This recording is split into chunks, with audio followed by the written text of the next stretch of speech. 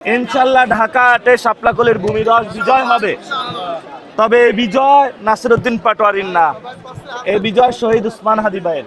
সকলে আমাকে বলছেন যে আমরা আপনাকে ভোট দিচ্ছি না, আমরা এই ভোটটা শহীদ উসমান হাদি ভাইকে দিতাম। শহীদ উসমান হাদি ভাইয়ের ভোটটা আপনাকে দিচ্ছি। ফলত শহীদ উসমান হাদি ভাইয়ের হত্যাকাণ্ডের যে বিচার, এটা আমাদেরকে করতে হবে। আর আমি ঘোষণা দিয়েছি, যারা আমাকে কটু কথা বলেছে, খারাপ কথা বলেছে, মায়ের দিয়েছে, আমরা তাদেরকে ক্ষমা করে দিয়েছি। আসুন ঐক্যবদ্ধভাবে কাজ করব।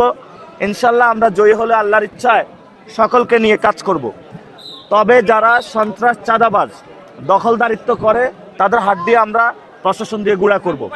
তাদের বাংলার জমিনে কোনো স্থান নাই। জালেমদেরকে আমরা বাংলার জমিন থেকে উচ্ছেদ করব এবং এখানে মজলুমরা যে নির্যাতিত, নিপীড়িত, তাদের অধিকার ইনশাল্লাহ প্রতিষ্ঠা করব। পাঞ্জাবের জগতে একটি বিশ্বস্ত নাম, শাবাব এথনিক ওয়্যার।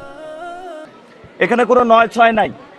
যে যত প্রভাবশালী হোক না কেন, আমরা ইনশাল্লাহ আল্লাহ ছাড়া কাউকে ভয় পাই না, আর গুনায় ধরি না। কে স্থায়ী কমিটির সদস্য, কার নামে কি এলাকা, আমাদের কাছে এগুলো মুখ্য বিষয় না। আমাদের কাছে মুখ্য বিষয়টা হলো জনগণ।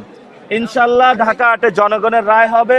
সে রায়ের মধ্য দিয়ে নতুন বাংলাদেশ এবং সারা দেশে 11 দলীয় জোট যেইভাবে ভোট ব্যাংকে ভোট পড়তেছে, ইনশাল্লাহ তারা সরকার গঠন করবে।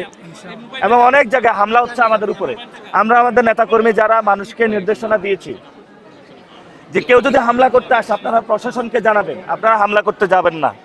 কারণ প্রশাসনের মাধ্যমে আমরা সবকিছু দেখব। প্রশাসন যেহেতু দায়িত্ব নিয়েছে, আমাদেরকে গতকালকে সংস্কৃতি বিকাশ কেন্দ্রে আমাদের 13 জনকে আহত করেছে, আমরা পিছনে ব্যাক করেছি।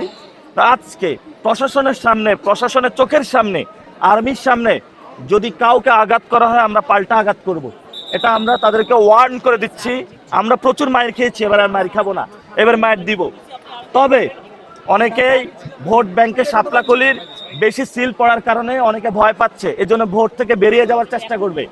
আমরা তাদেরকে বলবো, খেলার মাঠে থাকুন, ভয় পাবেন না, 90 মিনিট খেলায় থাকুন। এবং টেস্ট ম্যাচ খেলতে নামছি, খেলায় থাকবেন, খেলা থেকে উঠবেন না, ভয় পাবেন না, মাথায় হাত দিবেন না।